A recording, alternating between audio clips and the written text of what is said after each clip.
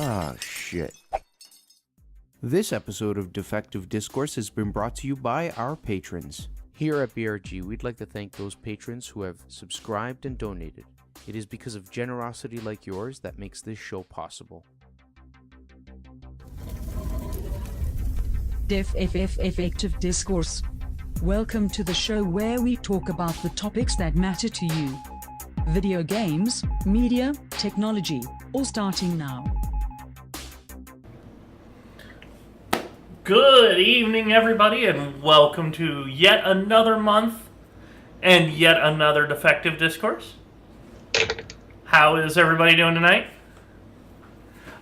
You'll notice that I don't have anybody upstairs tonight. I'm your downstairs neighbor? Yeah, you're my downstairs neighbor. That is correct. Mr. Kurok had a little family business that he is taking care of. So he unfortunately couldn't make the show tonight.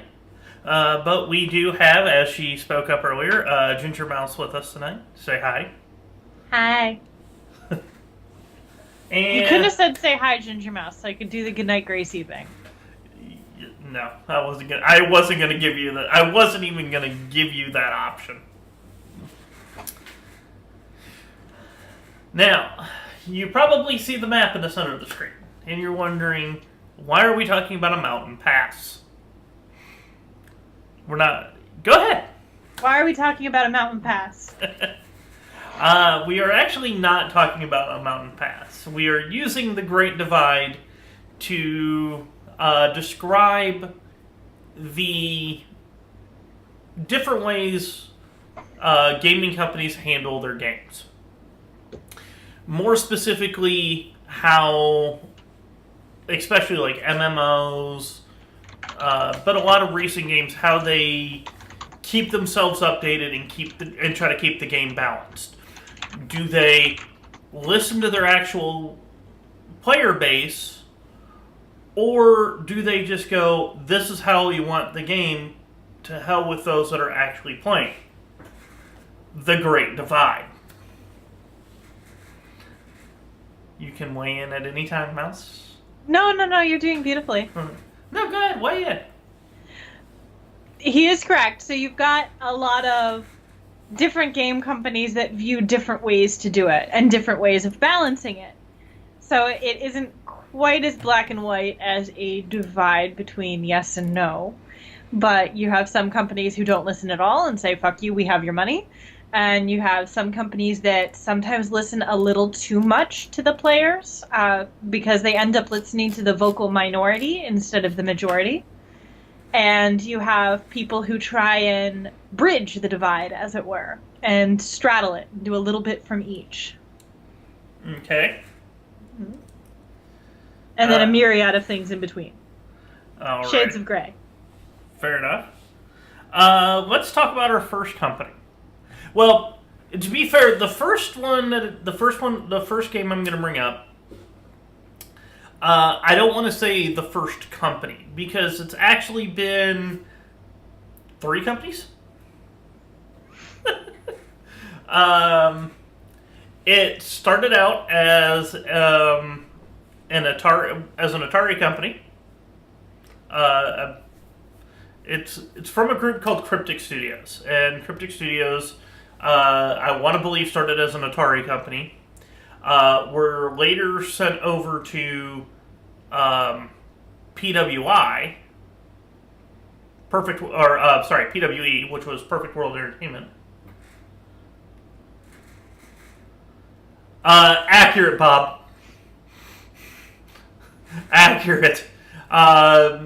For those watching later who may not be able to see the chat as well, Ziploc Bob did bring up, if you want to look at game companies that have a problem with the Great Divide, look no further than Capcom, with their fighting games in the divide between tournament players and casuals. You are not wrong. Or you could look at games on the complete other side, where it's like, fuck all you nerds, here, have fun, have everything all at once. Yeah. But, back to what I was saying. After Perfect World Entertainment had them for a while, Perfect World was taken over by a group called ARC. And our first group on the list It would help if I was on the proper screen for that, for Control 2 to work, is Star Trek Online. Star Trek Online, to me, is one of the best for bridging the divide. They do listen to their player base. IDIC? Do you know what it means? Yeah, or I wouldn't have made the joke. What is it? What does IDIC mean for those who are watching? For those who are not Star Trek nerds like Z is, I'm not, I'm cool.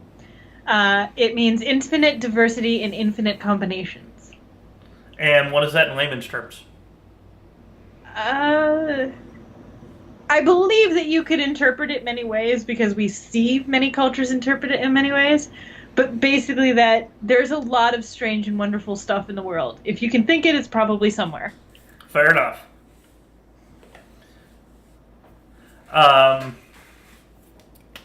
But they really are one of the best for actually bridging the divide. They are kind of the exception that makes the rule.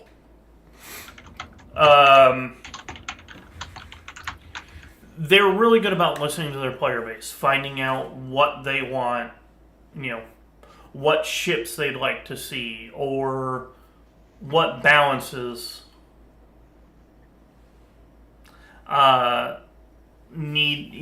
what balances are needed. And they really try to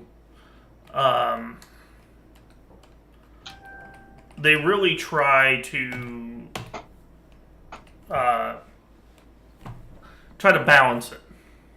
You can jump in anytime if you see me stutter like that. That'd be helpful. No, I'm enjoying it.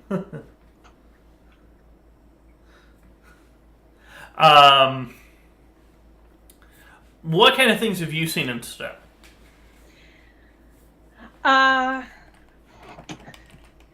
They're really good at kind of watching the players, like you said, looking at the ships that they want, looking at, what people are asking for. But I forget which article it was. One of the articles that I linked talked about not so much listening to players so much as watching the players play. And I think that Stowe has that down. They watch how people play their game. And they let people be involved in the game, the Foundry missions. Basically, people making their own missions, sometimes terribly. Well, but to be fair, that is going away. The Foundry, they are taking down a Foundry, which they did say had a lot to do with the fact that they're trying to get it updated, trying to get it refreshed, and having to keep the old assets with the new assets is a little tough. That makes sense, but I honestly, and I don't think they've announced this, but I imagine that once everything is settled, they'll bring Foundry back. Just, hey, here's with new assets. Maybe, but that's kind of my guess. But one of the ways that the devs for Star Trek Online really bridge the gap is their players. They actually play their game.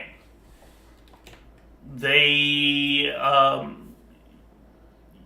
if you know who the devs are, and there's a couple of them, sometimes you'll be flying through sector space and there goes their name. You also have a good story about them kind of following through on customer or player issues. This is that true. Was what, years in the making? Not quite years in the making. About 8 months in the making.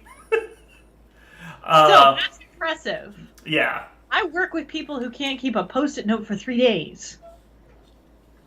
But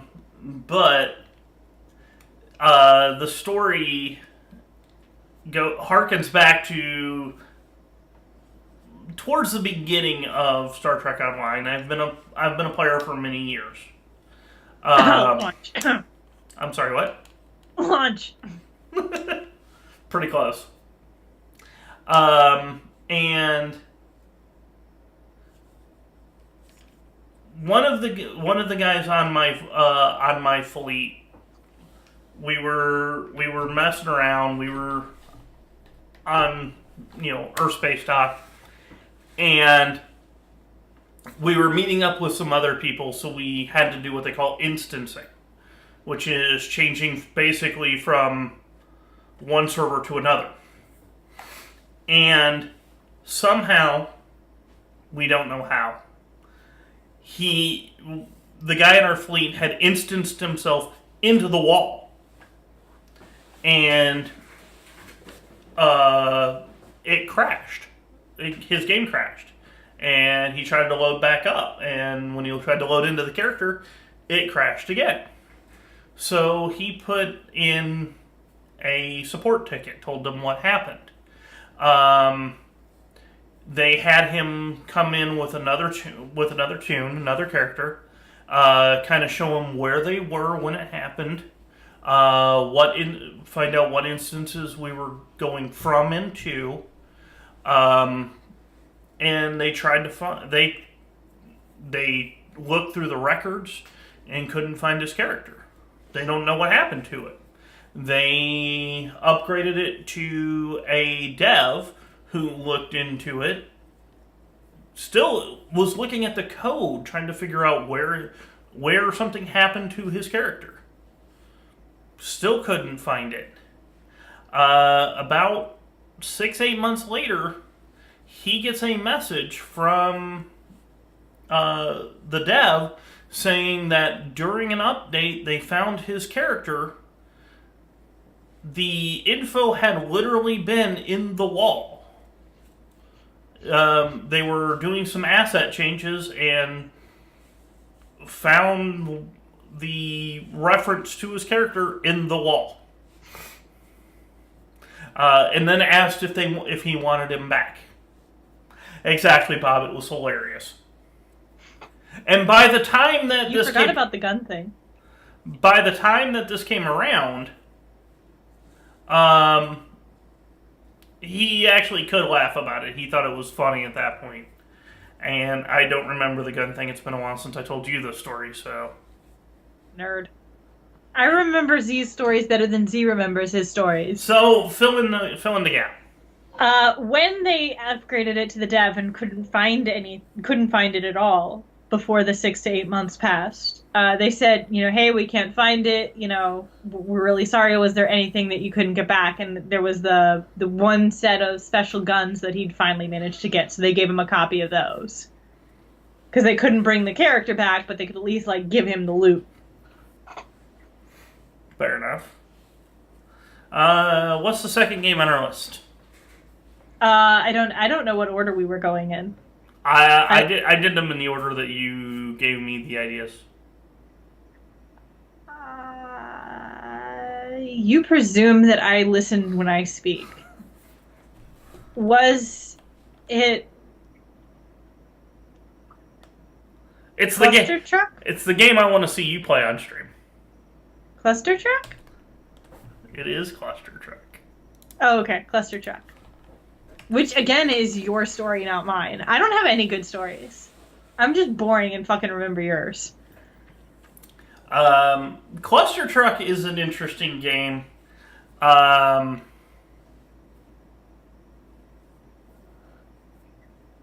If you have to, feel free to say something. You can. That's the whole point of chat, Bob. Is we want you to be able to interact with us. That's why chat is here. That is why chat is on the recording, too. Z is here to manage the recording and do all the heavy lifting. I'm here to remember all of Z's stories and to look up articles on Forbes. And I dropped the ball because apparently I'm actually not recording. So I'll have to tell Kirok to grab the... yeah. Can you hear it if I do my want noise? No. Aw. I can hear it. Sure you can. It has been a long month for me, and I apologize. You have had a very rough month. You get a pass this one time. But yeah, accurate, Bob. Cluster Truck is a interesting platforming game, and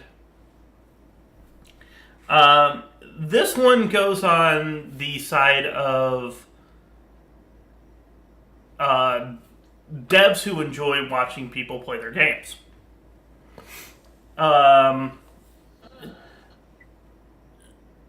And they have done some changes to it to make it flow a little better, clean it up based on how people respond to the game. But the devs for Cluster Truck have also been known to go into live streams of it. And apparently there is a backdoor control to Cluster Truck. They can change it on the fly. Like, you would be playing and somebody come in and be like, hey, what's your favorite color? Mouse, what's your favorite color? Pink. Yeah. So she would say pink. Suddenly, all of the trucks would be pink. Or they'd be like, do you want to go faster?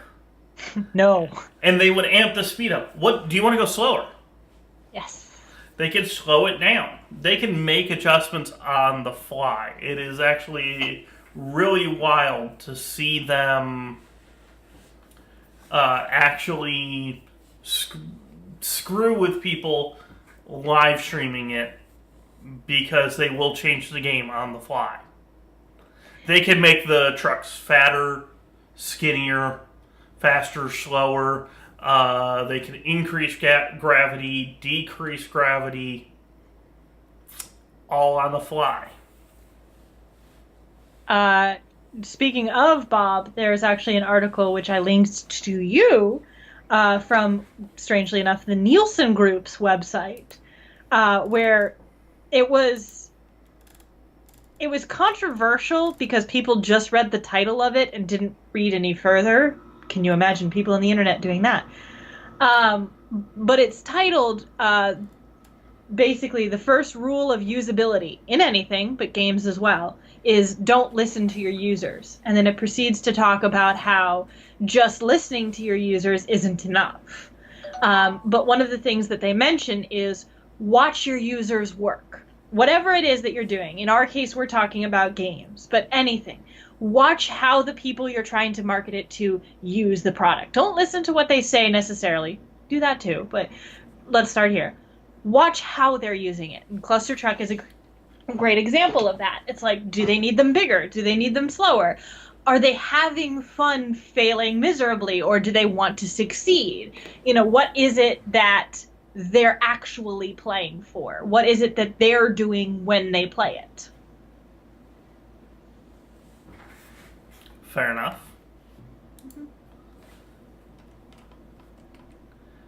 Now, this one, I couldn't find a good one for their sequel, Shopkeep 2. Shopkeep 2 is a very, very good community. And this is another one of those where I have a weird story. You have all the stories.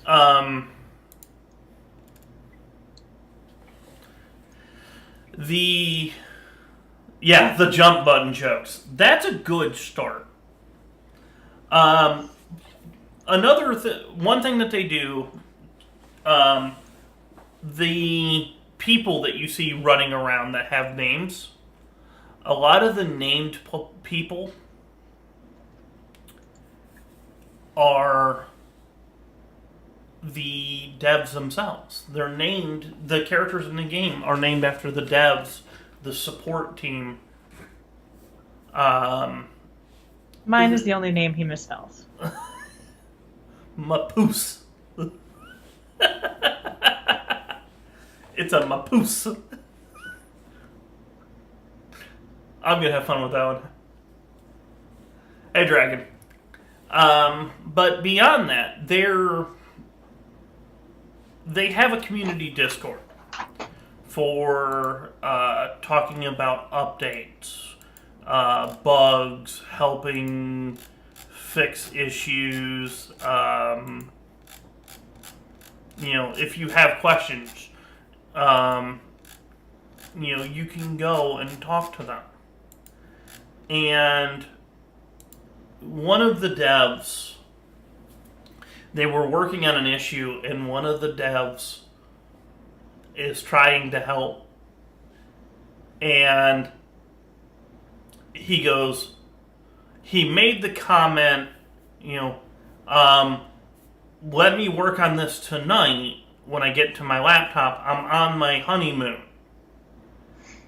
He is on his honeymoon, but on Discord trying to help people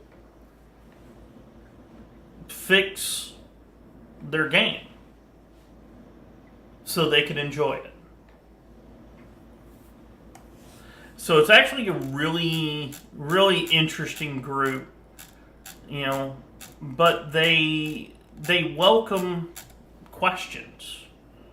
They welcome, if you can't figure out how to get to the next stage, they'll help.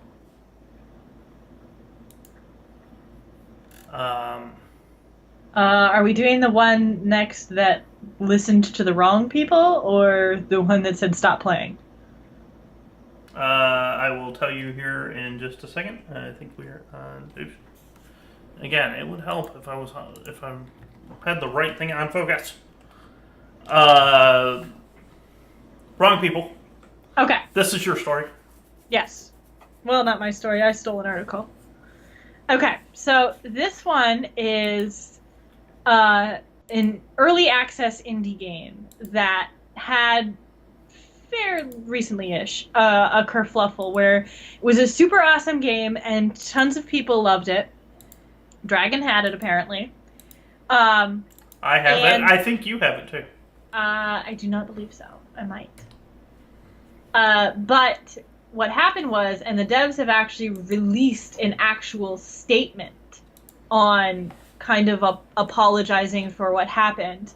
They listened a little too hard to community feedback and were a little too knee-jerk in their responses. So I mentioned a couple of times earlier about the vocal minority, which is a term that they use in many respects, but it comes into play here, especially because you can have very loud assholes who make very many accounts because they're free and can make themselves look much more numerous than they are. So they had a neat game that was difficult without being overbearingly difficult. And then they found the people who always want it to be harder no matter what. No matter how hard you make it, they always want it to be harder. Now, this is a valid form of gaming if you want to be that person. I don't. Not everyone does. But they got a little too loud and a little too rambunctious. If anyone tried to step in and say, hey, these levels are getting too hard, they'd instantly roll all over them with several accounts apiece and say, get good, learn to play, you're just a noob, you're just whining. The devs listened a little too hard to them and made an unplayable game. So they've since released an apology, and they're now working to kind of fix that. And they're learning to listen to the right things. You don't listen to absolutely everything. You don't listen to every fan comment. Several of the articles, including, I believe, the Forbes one that I linked to you, mentioned that gamers don't always make the good developers. They don't always know what they want. It's like having a small child in your home. Yeah, they might want to have donuts for breakfast, lunch, and dinner, but they're going to regret it if you let them do it. They're just going to get sick. Same thing with gamers. And they're kind of, unfortunately, Darkest Dungeon learned that the hard way, and hopefully they're able to come back from the hole they dug themselves into. Well, they are releasing a sequel. There is a Darkest Dungeon 2. Yes, and I believe that that's kind of what they looked towards is, let's look towards the future and fix it. But they did do a lot of patching to Darkest Dungeon. Yeah, the one comment that I really liked that one of them made, I don't believe it was one of the developers, I believe it was one of the people that worked with the developers. he said, let me be very clear. Gamers who love really hard games are a very valid audience. I have several such gamers as permanent members of my personal testing pool for games. They're invaluable when I design my harder levels. However, you have to keep them completely away from influencing the default difficulty level at all costs.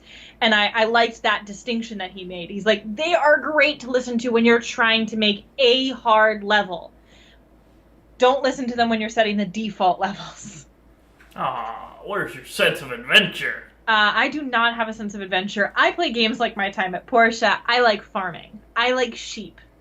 I don't know. You did pretty good with Curse of Monkey Island. That wasn't hard. That was puzzles. I like puzzles. Speaking of puzzles, No, don't talk to me. somebody's Go gonna on be with the no. somebody's go on gonna with be getting puzzle games later. This is your stream. You say you have a story for this, Bob. Let's hear you. But yeah, you're gonna be getting puzzle games here in a little bit, aren't you? Oh wait, they unlocked today, didn't they? No, they will unlock the day after. Oh, that's right. Big day coming up. I will hang up. I'm still waiting for Bob's story. I know you are. I'm trying to kill some time while Bob's typing. No worries. We can flip to the next one while he's typing. Alrighty, let's see what we got here. Because this is a good one with the dev basically stepping in. And I wish, honestly, like, he said it a little... Okay. The only one I have is...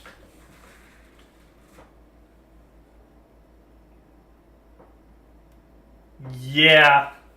That would suck. Oh, you're missing one.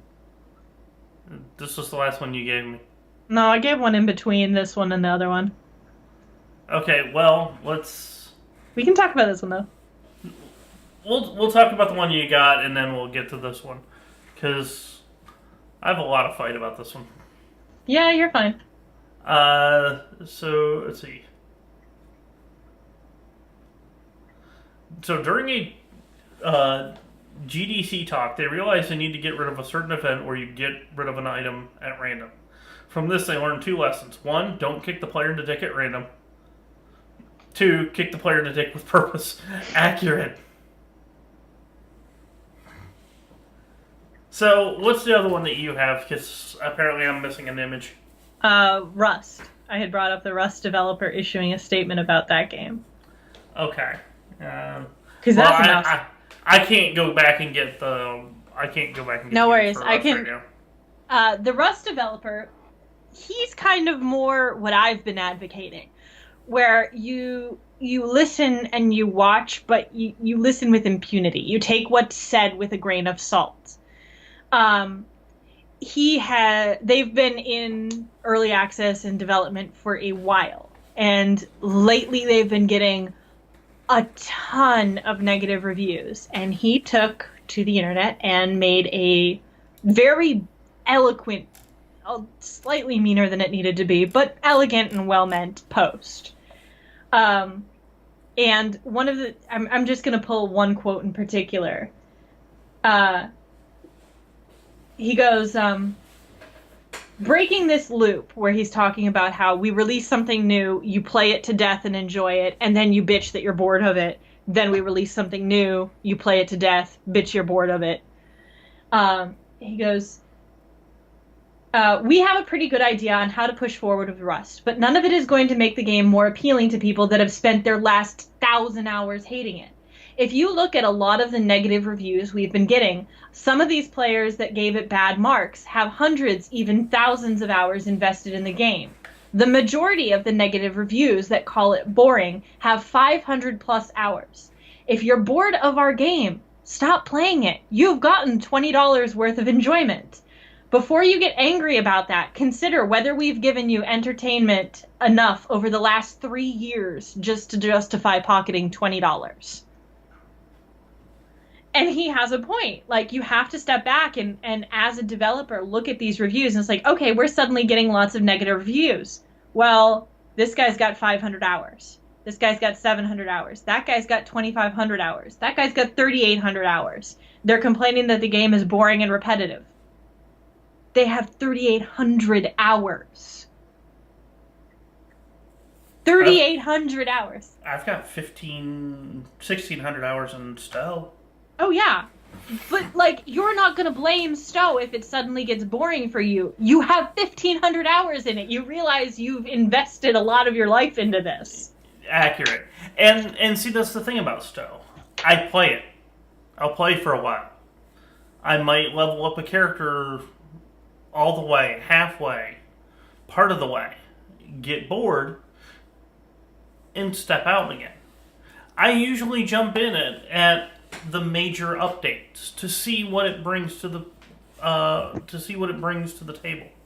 Does it make me want to play another character? If it does, I play it. If it doesn't, I check out what's new and leave it on the back burner.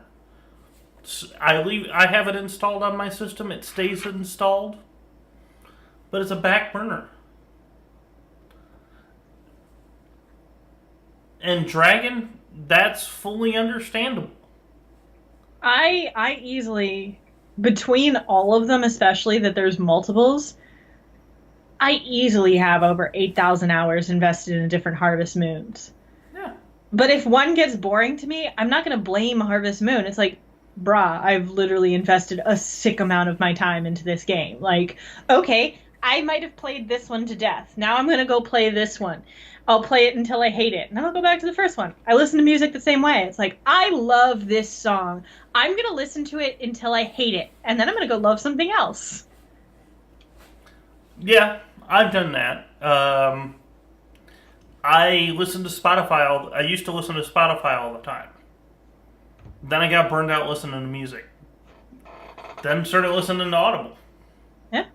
Then sometimes I get burnt out listening to books. So I jump over to Spotify. And I kind of back and forth it so I'm not burning myself out on the same thing over and over again.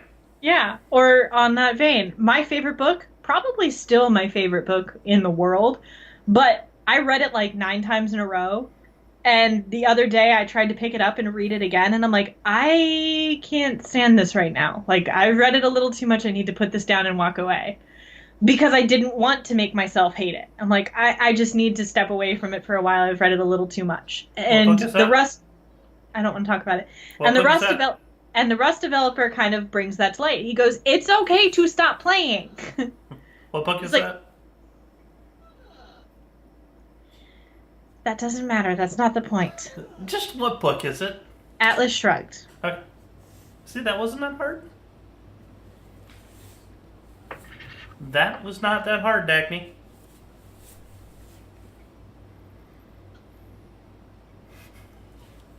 I want to be complimented, but I know you were doing it to be mean.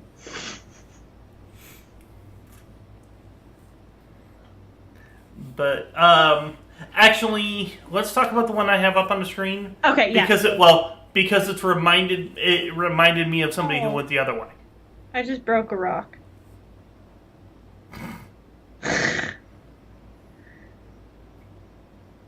Tell the bobby pin story. Well, let's talk about this, then I'll get into the bobby pin story, because that's hilarious. And that's an example of constructive feedback. Yeah. No. What do you got on 76? The point that I made about 76 was, prior to it coming out, and I've said this since day 3, when everyone started bitching.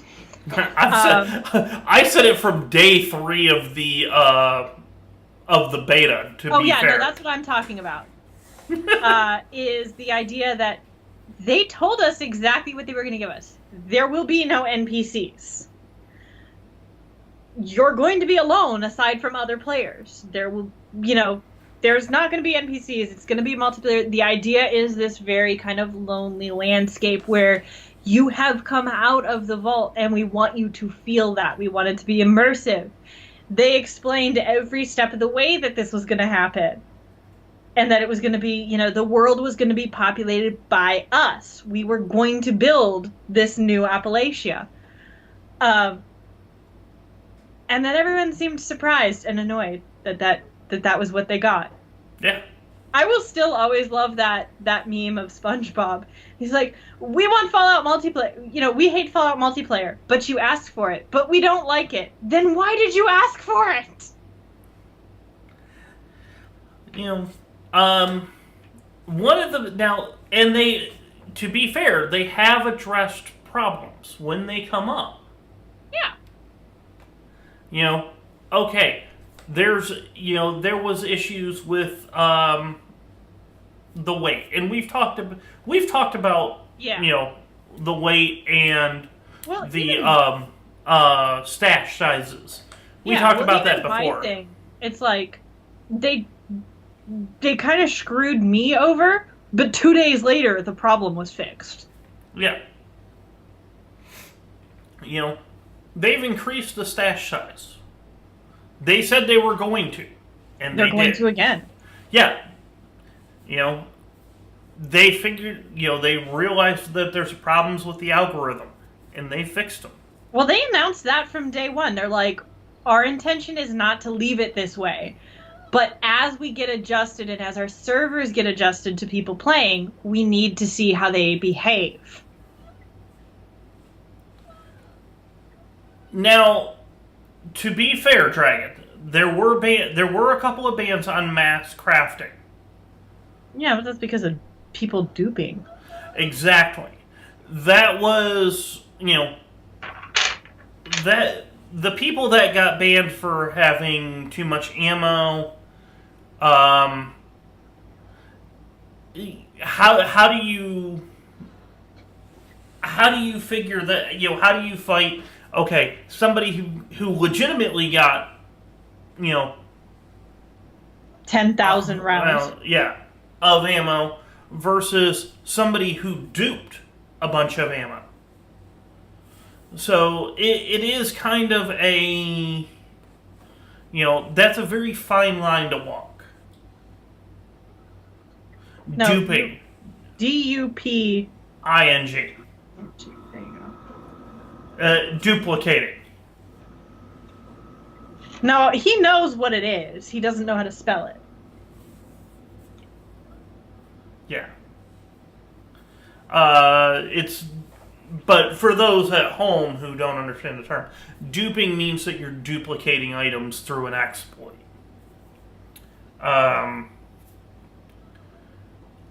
There was actually a way to do it easily in Diablo 2. To be fair. I don't know what you're talking about. I don't know how you did it in Diablo 2. I know how I did it in Diablo 2. You did it in Diablo 3. I didn't do anything that was untoward in Diablo 3. I didn't do anything wrong in Diablo 3, and I am unnecessarily persecuted in that game. Yeah. Says the one who got, banned from the auction house? I didn't get banned from the auction house. I got the auction house shut down. Okay, there you go. But, for example, in in Diablo 2, the multiplayer and the single player use the same characters. You could do multiplayer with a single player character. So, but they made the files for your single player easy to find. So you just make a copy of it, go find somebody that you trust really well, give them the item, exit the game, pull your file back over, pull your copy back over, replace your character, log back in. Hey, you got that item back in your hand. And by the way, that friend has the same one because you gave it to them as well. I didn't do anything wrong in Diablo 3. Mm-hmm. I merely made use of what they put there. The server crashing issues on Fallout 76 honestly are being addressed. I still get DC'd. I know Mouse gets DC'd. but our DCs are not as common as they used to be. But on the same token, I still get DC'd from Star Trek Online, and it's 7 years old.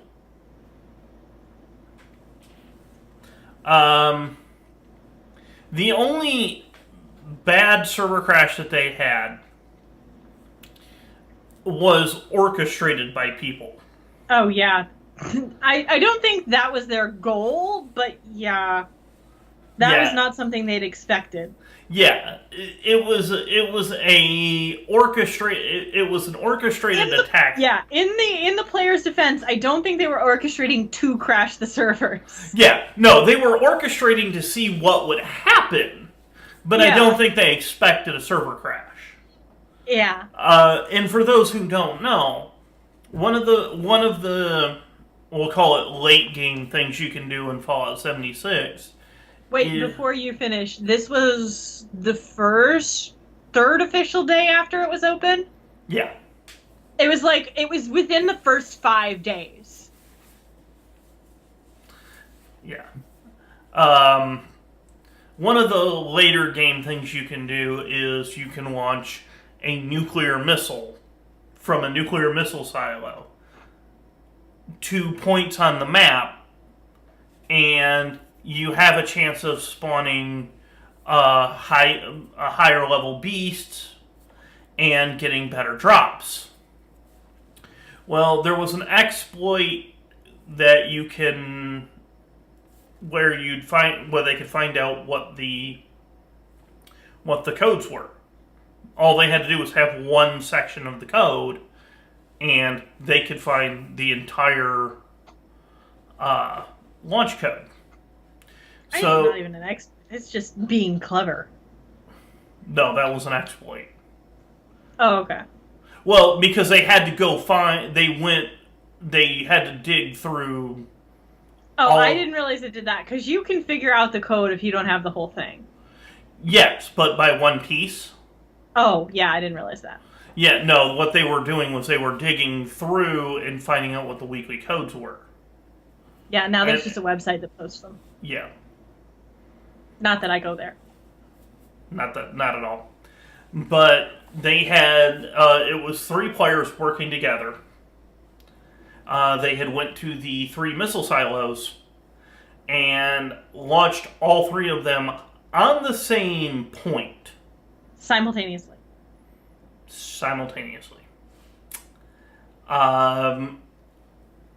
It almost It nuked literally the servers. They essentially nuked Bethesda at that point. Yeah, they almost literally nuked the server. I mean, it did not know how to handle, and it brought it down completely.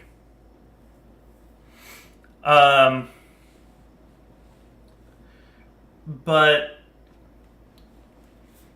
the other thing I wanted to talk about on Fallout 70. I'll tell the story that I'll get onto the. Thank you. What it reminded me of. One of the things about Fallout 76 is, to some points, they listen. To some points, they don't. Weight has always been, the object weights have always been a touchy subject with players. Especially the weight of bobby pins. Which at 0.1 pounds were 60 times heavier than normal bobby pins. Speaking as someone who's had more than one in my hair at a time. Yeah.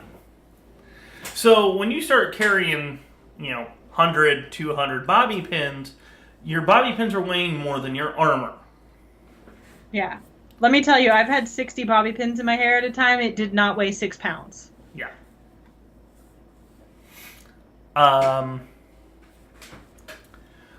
So,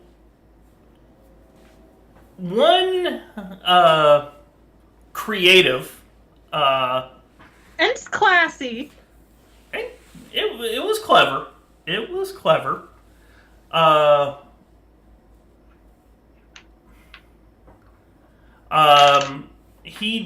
One clever Fallout 76 player getting tired of the late issue with Bobby Pins, decided to send, and I can't think of his name right offhand. Can you pull that up for me? Yeah. I've got so many things open, I can't pull it open real quick. Yeah, hang on. Keep talking. But Todd Howard. Huh? Todd Howard. Okay. Thank you.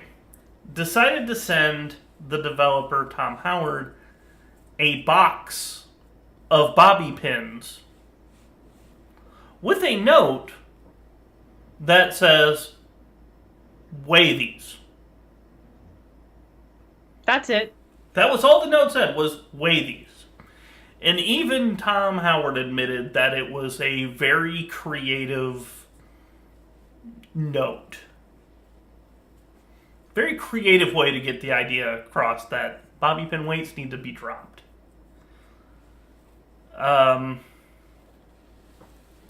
But seeing the Fallout 76 and talking about the fact that they told us exactly what to get, what we were getting, and nobody liked it. Don't forget, there are people that have tried to listen to their player base too much. Darkest And Dungeon. I'm thinking somebody worse than that, actually. Oh, there's plenty worse than that. Indie developer who tried too hard to put too much into a game, and the game fell really flat for what people were expecting. Oh no, I know what you're talking about. What am I talking about? Are you talking about No Man's Sky? I am talking No Man's Sky. No Man's Sky, You're not wrong. the developer promised so much. He really wanted to deliver, but it was like one damn dude. Yeah, and you know, he's tried to deliver. He's made updates, but he wanted to put stuff in there. Some of which was a little ambitious. Yeah. See, really where he fell short is the phrase that you're meant to do is under promise and over deliver. He kind of wanted everyone to love him and love his game as much as he did, so he over promised and then couldn't deliver. Yeah.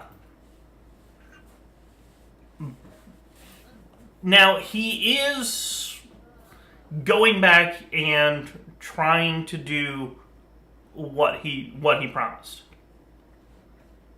There is No Man's Sky Next coming out, which does have multiplayer, so it should not feel as alone as No Man's Sky. No Man's Sky. The planets are supposed to be, I think, closer together, so you don't get that long. Yeah, the majority of them are closer together. There's still going to be a few outliers, but yeah.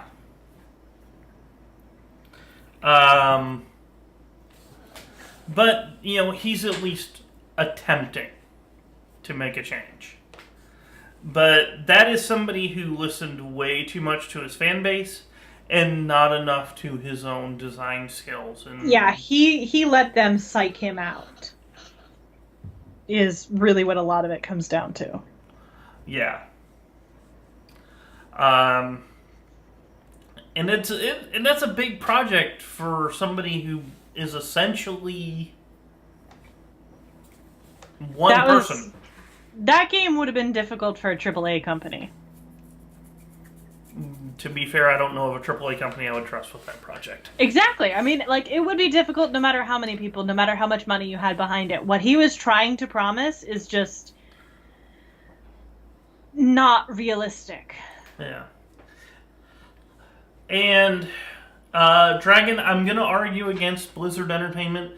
Blizzard does a lot to listen to their fan base.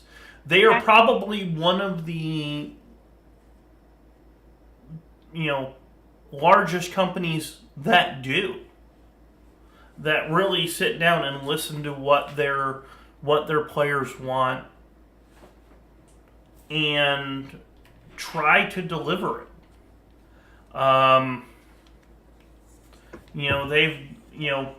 They've made a lot of balancing and gameplay adjustments to Diablo 3. Yeah. A lot of balancing to Hearthstone.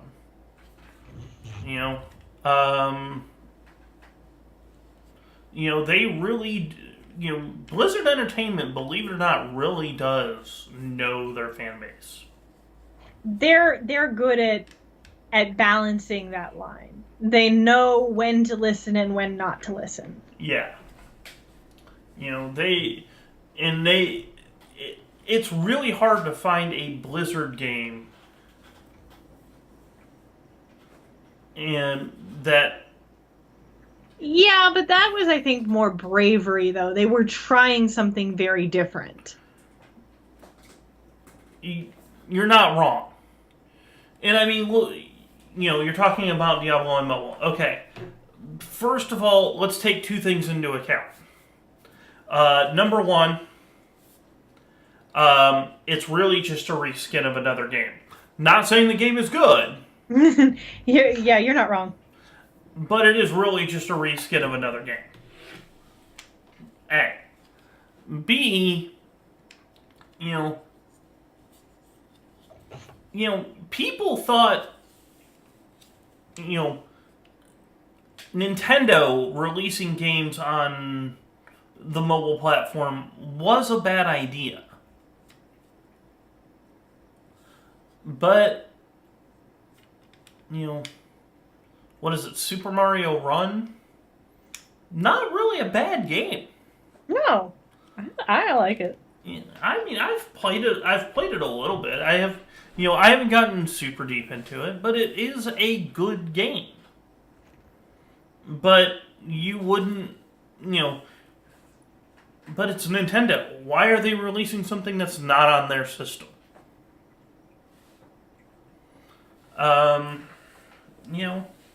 And that's what people thought when that came up. So it's, it's not a, it's, believe it or not, casual gamers are gamers too.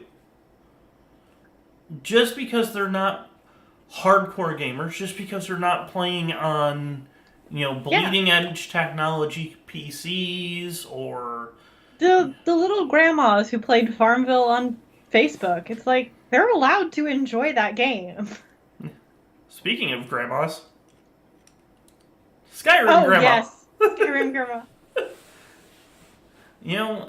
But there are people that play mobile games. I wish I knew this was gonna come up because I had the perfect picture and I can't go get it real quick. But there was I want to think he's Japanese. There's an old Japanese guy that originally had like 5 or 6 phones attached to his bike. Now he's up to like 10 or 12 phones. And he's, he goes out and plays Pokemon Go on like 10 phones. Well, there was that little old guy that was raiding the gym with us. Yeah. When we were parked outside the one and we were doing the raid, and the like 9,000-year-old dude pulls up behind us and is playing too. Yeah. I was on, believe it or not, I was actually on vacation. Up until the Sunday before this was recorded. So that would be the 31st for those who see this when it gets posted on YouTube. And, I saw a lot of it. I saw a lot of, older people playing Pokemon Go when I was on vacation. I was surprised by how many older people, 60s, 70s, were getting out and playing Pokemon Go because it gave them another reason to get out and be healthy. Or it killed time on their commute. Or, it gives them something to do while walking down the street. You also have the animal shelter. So right when Pokemon Go first came out, a animal shelter, I think in Portland or something, I don't remember where, posted up pictures that said, you can, for $5 donation, you can rent one of our dogs so that you don't feel awkward playing Pokemon Go. Because it was right when it was getting popular, but everybody still felt weird being the, person playing Pokemon.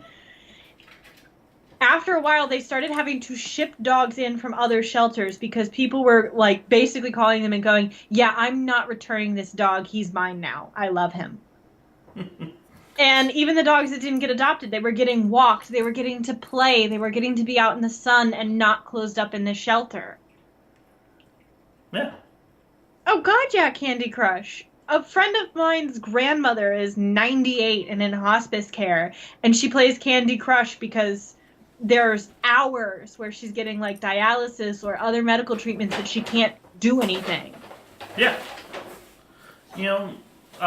Clash of Clans, it's something easy to pick up and easy to play. You're not talking, hours of investment time.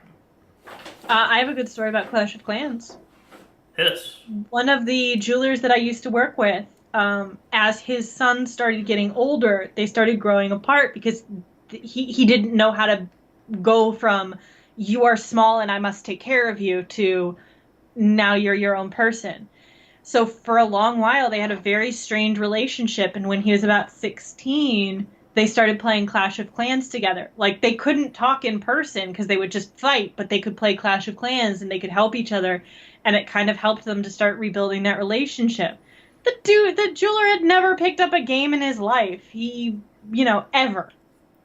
But this was a way that he could connect with his son. Yeah.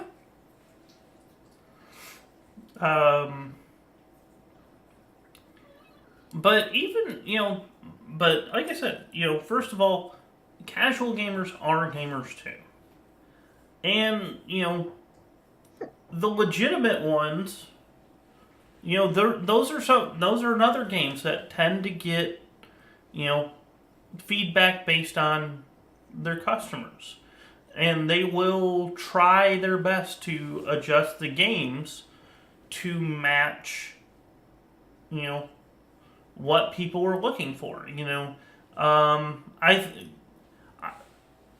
Clash of Clans is a prime example of they update that game quite often for balancing issues, playability issues, and it's a very, very popular game.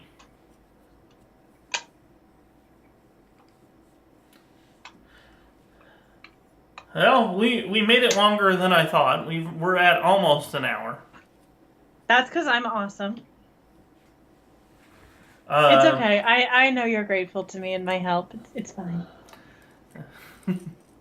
Alright, and I think this is where we're going to start wrapping it up.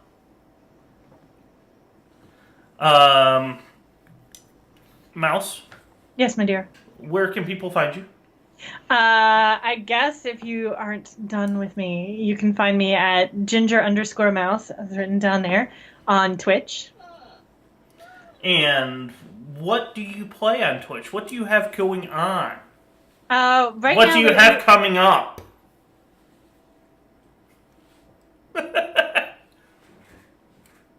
Okay. Lately, I've been playing a lot of Fallout 76 and My Time at Portia. and someone pre-ordered the Phoenix Wright series for me. So once that drops on April the 9th, I will be playing that as well. Which is, I think, a day after your birthday?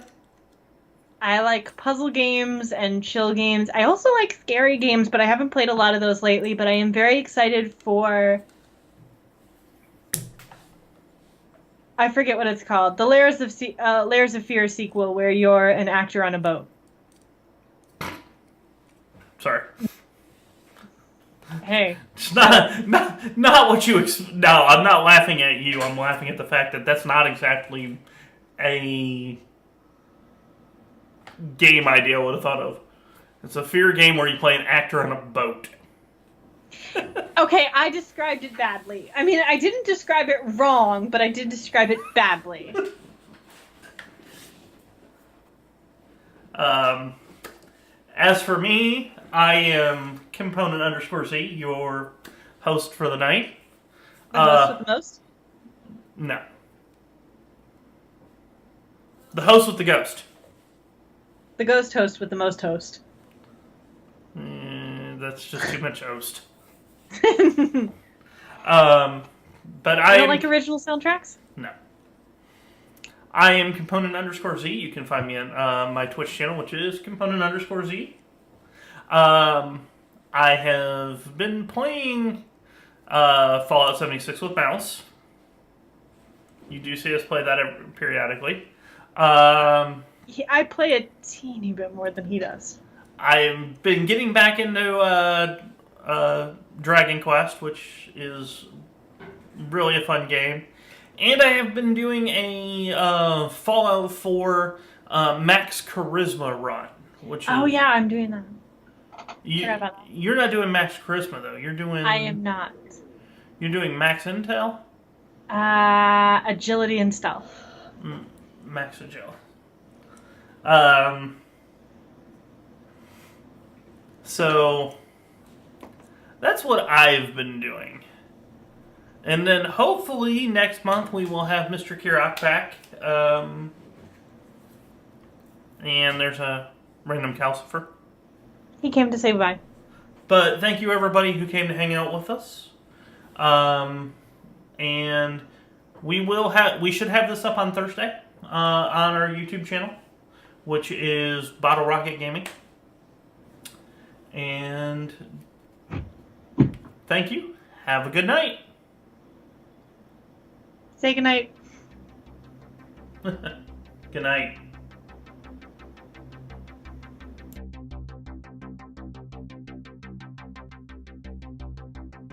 Don't forget to support us on Patreon. Also follow us on Twitter.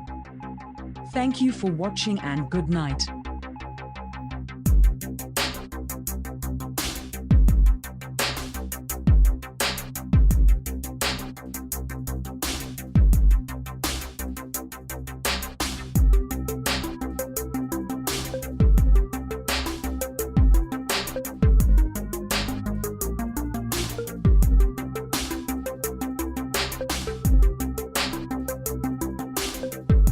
Cheerio.